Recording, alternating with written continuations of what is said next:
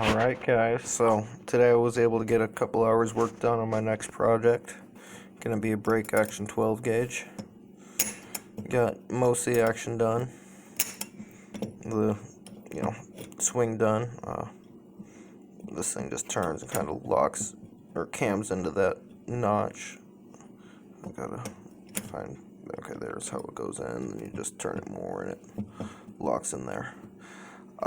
Gonna build a little lever for the other side to help.